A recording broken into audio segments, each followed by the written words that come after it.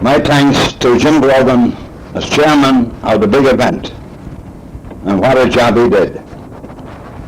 The beautiful flag which was presented to me, the IRA bronze medal, and the inscription on the bottom, all those special efforts done by him. I also have to thank someone else. The letters back to Clonmel, the secrecy, and then the big surprise, which almost shortened my life. The great write-up on the paper, all done by the hands from across the sea, Helen and Dylan Grogan, who first seen the light of day in rare Clonmel.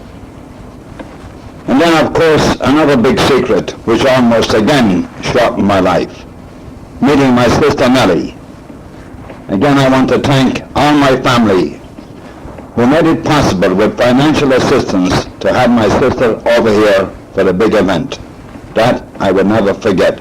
So now, sit back. News of the St. Patrick's Day celebrations by the Tips in New York has been coming in since that great day. And now we've coordinated the reports and the pictures have arrived. This year was very special for the Tipperary Association because 5 people travelled out from Ireland for the festivities. There was no Davern TD MEP and his wife Anne-Marie, Alderman Carrie Atchison and her son Brian, and James Crane, federal chairman of the Tipperary Brigade, Old IRA Commemoration Committee.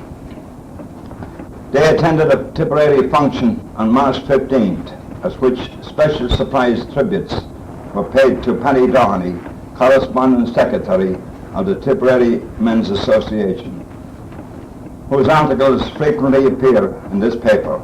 Helen Dylan Grogan provides an account of this function. Maisie Allegan McCarthy tells about the concert in St. Patrick's Cathedral on March 16th, at which Thomas Cardinal Cook presided with music in honour of St. Patrick of Our Lady's Choral Society, Dublin, and our own Frank Patterson was one of the soloists. The St. Patrick's Day Parade down Fifth Avenue is described by Carrie Atchison, who tells us that next year it is hoped to have the banner Clonmel Band in the parade. March 15th, 1918 will long be remembered by the Tips in New York. That evening, 400 people under the untiring chairmanship of Jim Grogan, Cashel, paid tribute to a great Irishman and an American, Paddy Doheny Cashel. Our Irish guests included Alderman Carrie Atchison and son Brian, Noel Davern TD, and wife Anne-Marie Cashel, and Clonmel, James Crane Fedot, chairman of the 3rd Tipperary Brigade, Old IRA Commemoration Committee, and from London came Paddy's sister, Nellie Pierce, and her daughter, Margaret. Arrangements for those guests were made privately and the cloak of secrecy maintained until 8 p.m. on March 15th. The old saying, one picture is worth 1,000 words, was evidenced by the look of disbelief on Paddy's face and the waves of love, joy and goodwill that encompassed the reception area at Gaelic Park Casino. From Albany came Tommy Leach and his wife Mary Cotton Leach, Clonmel, Reverend Anthony Cotton, Clonmel, and Schenectady, New York, and Sean Cotton, Clonmel, our own pipe master for the evening. Paddy and Bridie were encircled by family, 60 members in all, which included daughters Patricia, Kathleen, Eileen, Maureen, Sheila and Helen, their husbands and families. It was at this time that Jim Grogan asked all the Doheny's to stand up. I noticed Tootsie, Patricia, Eileen, Maureen, Helen and Sheila. Also nephews Jimmy Finn and Donald Finn, cousin Catherine Downey Kenny with her family, also cousin Helen Kenny with her family, also cousin Vincent Bennett, and then the grandchildren, Michael and Kelly Doheny. Also I noticed Stephen Molson, Chris Molson, Edward, Tricia and Michael, along with Cara Smith, Nora and Tricia, and of course we can't forget Bill Smith and Johnny Fontaine. Our very efficient bus driver was on a bus tour, Fred Molson, sent us a telegram that he was on a bus tour somewhere in the Alps. Also, my sister Nellie and her daughter Margaret, and of course the Fontaine girls, Kathy and Noreen. And now the Grand March. After a most enjoyable dinner of prime ribs of beef, of which I think I don't remember eating, the festivities proper began. To the strains of Galleon, played by Sean Curran, the Grand March began. Paddy was escorted by Martin Dunn, President of the Tipperary Association, Carrie Atchison, Noel Davron, Jim Crane, Bridie Doheny was escorted by myself, Helen Grogan. Jim Grogan called for silence. Ladies and gentlemen, as chairman, it gives me great pleasure to welcome you to join with us, the Tipperary Men's Association in New York, paying tribute to a great Irishman and a great American. Paddy's history goes back 74 years. He was born in the Valley Feathered and moved with his family to Cashel. When he was 1 year old, at age of 15 years, he joined Fianna Éireann, at which time the oath of allegiance to the Republic was administered, and I am pleased to say, by my father, Ned Grogan Cashel. Paddy went on to become a member of A Company, the 2nd Battalion of the 3rd Tipperary Brigade, and fought on the Republican side in the Civil War. In 1928 he emigrated to the USA and never forgot the country of his birth. His love for Ireland is brought to light by his involvement in Irish affairs. He has raised a wonderful family in the city of New York, a family that has become more Irish than the Irish themselves. Paddy and I have worked together for many years in the Tipperary Men's Association, in which he has held many offices over the years, and has shown an undaunted, loyal and sincere devotion to the betterment of the association. He is currently the corresponding secretary, a position which involves many hours of his time. But here again, his devotion to Ireland comes to the fore. Paddy is not content with taking care of the correspondence of the association. He also keeps the people at home informed with his many reports of the activities of the Tips of New York, which he sends to the local papers.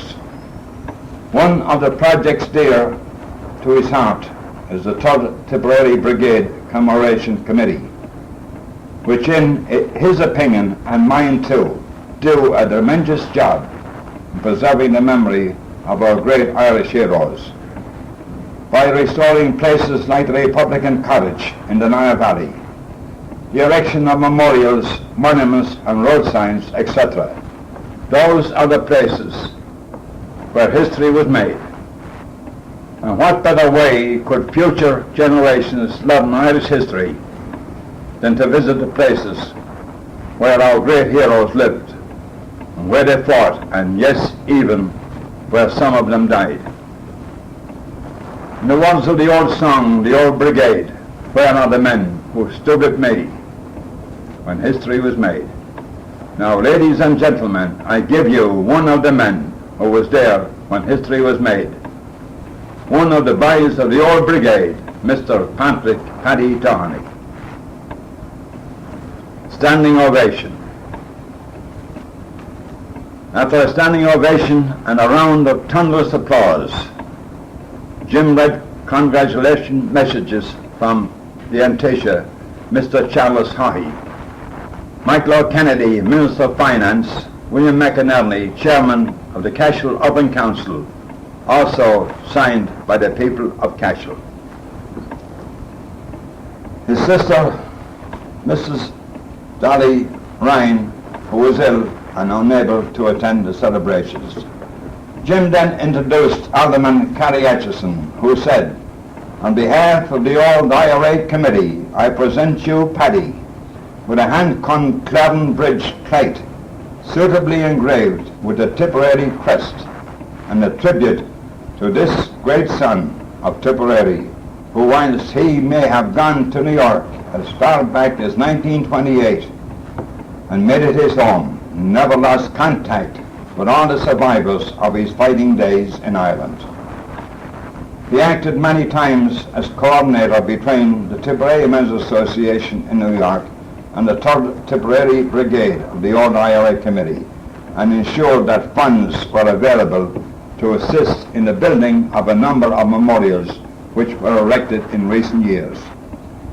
She also gave him a tape for his private listening made by his old comrades Ned Grogan, Cashel, Paul Mulcahy, Cashel, and Paddy O'Dwyer, Gordon. Carrie also paid tributes to her host and hostess, Jim and Helen Grogan, who dreamed up this special surprise for Paddy. It may have been a long journey for dinner, 3,000 miles, but nothing was too much for an old comrade from the 3rd Tipperary Brigade. Feathered tribute. Next to speak from the podium was James Crane, Chairman of the 3rd Tipperary Brigade, Old IRA Commemoration Committee, who presented Paddy with a framed picture of the memorial erected by the 1st Battalion IRA veterans and their relatives and friends in 1972. He went on, "Paddy, I bring you greetings from across 3,000 miles of sea and ocean of time. As that old poem by Charles Kickham, Rory of the Hill, puts it so well. I bring you news of gallant friends that will make your heartstrings thrill. From feathered where you first saw the light of day, I bring you good wishes from all. They indeed have always felt proud of the association the Doheny family had with the Fenians in that area. From Cashel of the Kings, where you grew up from boy to man and proved how well you loved All Ireland. They remember you with pride and affection. Paddy joined the Fianna Nairn as a boy and later graduated to the IRA. Like so many, he suffered imprisonment and all the ills that befell the true sons of the Irish Republic. In conclusion, Mr. Chairman, my thanks to all of you for your kindness to me, and to you, Paddy Doheny, I say, may God spare you to see the Ireland of Cuss's dreams, not free merrily, but Gaelic as well, not Gaelic merrily, but free as well. You played your part as an Irishman. Let your family be always proud of you." Noel Davern was next introduced and made his opening greetings in our Gaelic tongue. He told the people that as his father Mick Davern knew him also in the IRA and was one of the greatest. Martin Dunn presented Paddy with a beautiful engraved flag. It read, "For your many years of devoted service to the Tipperary Men's N&B Association and as a soldier of the 3rd Tipperary Brigade, American and Irish flags crossed at the top of the flag, and an IRA medal was attached below." Bridie was then presented with a waterfall crystal heart on behalf of the Tipperary Men's Association. The honour presenting this remembrance to her was mine. Paddy, still choked with emotion, thanked all his guests in the Tipperary Men's Association for such a wonderful evening. It will take a few days before I fully realise what happened to me this evening.